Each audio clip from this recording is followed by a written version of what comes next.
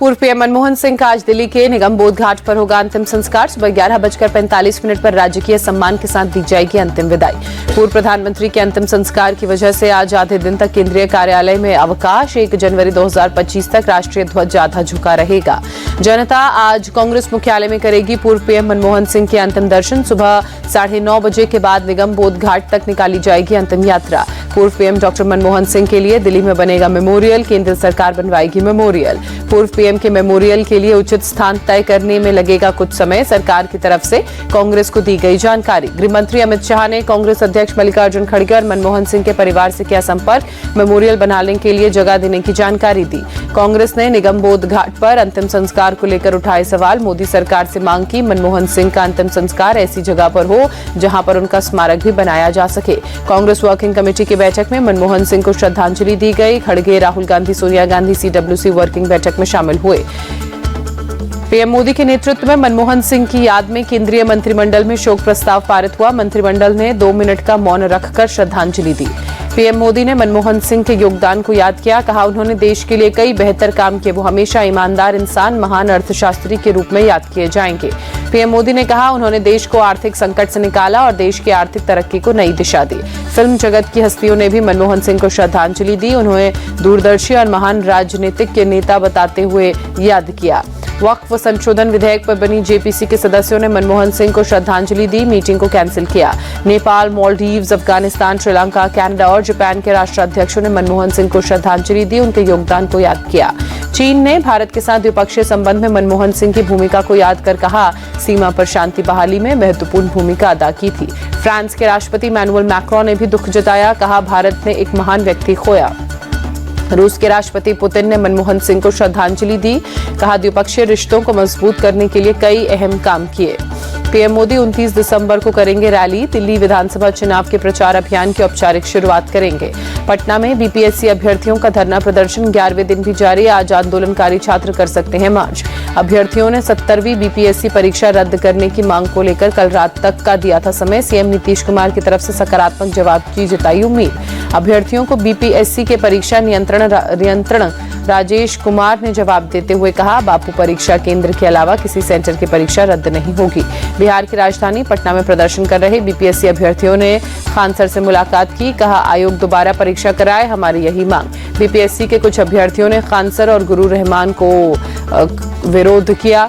कहा आप लोग छात्रों के साथ राजनीति कर रहे हैं। जन स्वराज चीफ प्रशांत किशोर ने कहा पिछले 1 से 2 साल में बिहार में लोकतंत्र लाठी तंत्र में तब्दील हो गया है। अपनी मांगे रखने वालों को पीटा जा रहा है।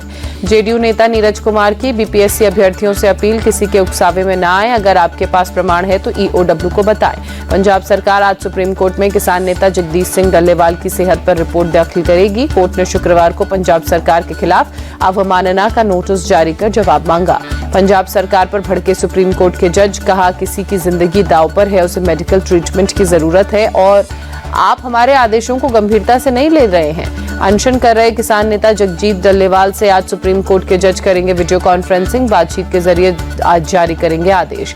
सुप्रीम कोर्ट ने पंजाब के चीफ सेक्रेटरी और डीजीपी को दिया आदेश। आज सुनवाई के दौरान ऑनलाइन रहे मौजूद।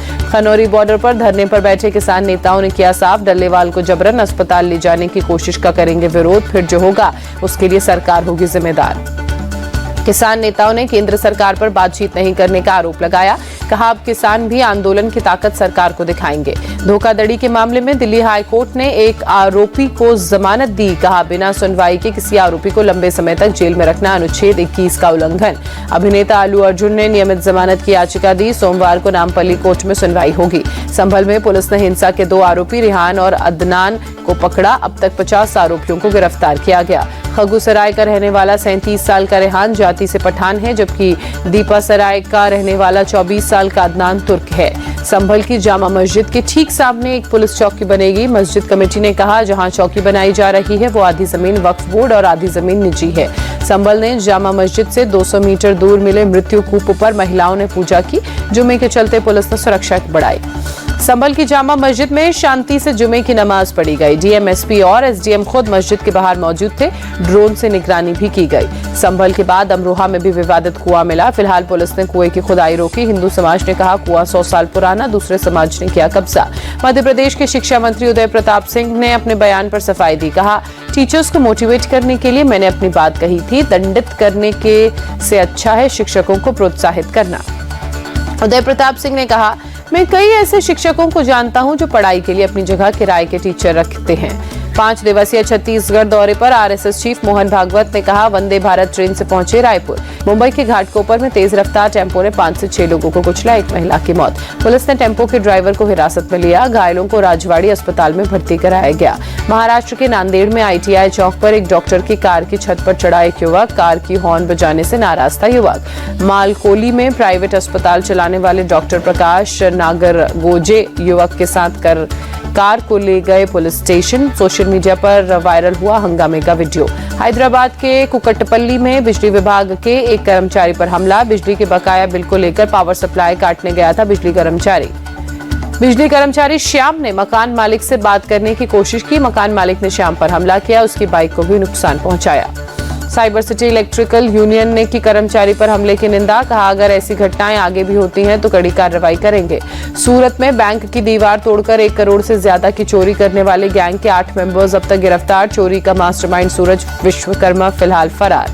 पुलिस ने 7 दिन में पकड़े गए आरोपियों से 53 लाख से ज्यादा चोरी का सामान बरामद किया। पुलिस सूरज विश्वकर्मा की तलाश में जुटी। झांसी नगर निगम की बर्बरता सामने आई। सीपरी बाजार में सब्जी विक्रेताओं की ठेली को पलट दिया, सब्जी को चलती।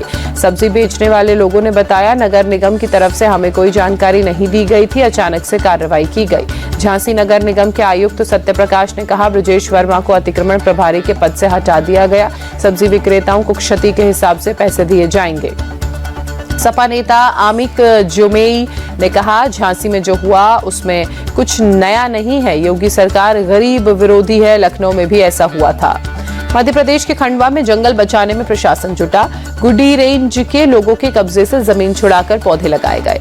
लोगों ने जंगलों की सफाई कर खेती लायक जमीन बना ली है। खंडवा प्रशासन बची हुई जमीन भी लोगों के कब्जे से मुक्त कराएगी।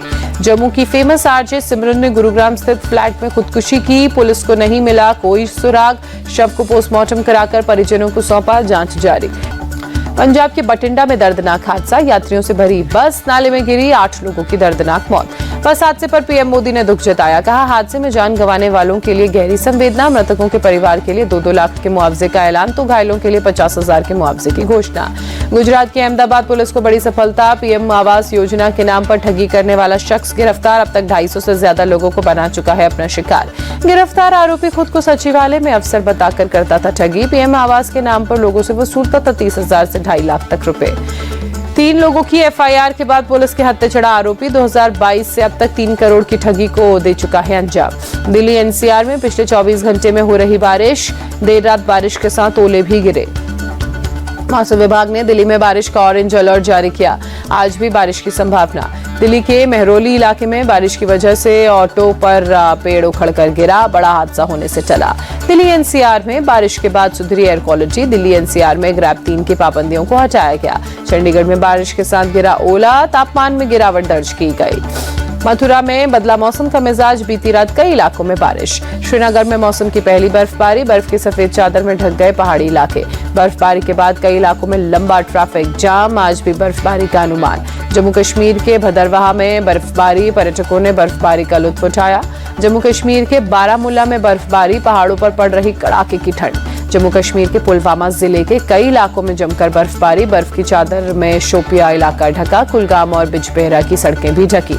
जम्मू कश्मीर के गांदरबल में भारी बर्फबारी के बीच पर्यटक फंसे। पुलिस ने की पर्यटकों की मदद। बर्फबारी की वजह से सड़कों पर हो गई थी फिसलन। लोगों को गाड़ी चलाने में हो रही थी परेशानी। हिमाचल के मनाली में बर्फबारी के बाद सोलंग वैली में बारिश ने बढ़ाई पर्यटकों की टेंशन। हाईवे पर लगे लंबे जाम से घंटों गाड़ियां रेंगती नजर आईं। कुल्लू के सोलंग घाटी में बर्फबारी। दूर दूर तक बर्फ से ढका नजारा सामने आया। भोपाल में सीएम मोहन यादव ने शहर के रैन बसेरों को औचक निरीक्षण किया। प्रशासन के इंतजामों का जायजा लिया। सीएम मोहन यादव ने रैन बसेरे में रह रहे बेघरों और सब्जी बेचने वाली महिलाओं को कंबल बांटे। रैन बसेरे में लोगों से बात की। मेलबोर्न टेस्ट में टीम इंडिया की हालत नाजुक। तीसरे दिन भारत के सामने बड़ा स्कोर बनाने की चुनौती। दूसरे दिन स्टंप्स तक आधी टीम पवेलियन लौटी। यशस्वी जायसवाल और विराट कोहली ने विकेट पर जमकर की बल्लेबाजी। दोनों के बीच तीसरे विकेट के लिए 102 रनों की साझेदारी। यशस्वी जायसवाल शतक से चूके 82 रन बनाकर आउट हुए। यशस्वी के बाद विराट कोहली भी जल्द लौटे पवेलियन। कोहली ने 36 रनों की पारी खेली। स्टीव स्मिथ के सामने बेबस नजर आए भारतीय गेंदबाज। स्टीव ने टेस्ट करियर का 34वां और भारत के खिलाफ 11वां शतक जड़ा। 140 रन बनाकर आकाशदीप की गेंद पर आउट हुए। स्टीव स्मिथ ने बॉर्डर गावस्कर ट्रॉफी में 10वां शतक लगाकर सबसे अधिक शतक लगाने वाले खिलाड़ी की सूची में अपना नाम शामिल किया। सचिन तेंदुलकर और विराट कोहली के नाम 9 शतकों के रिकॉर्ड को भी तोड़ा।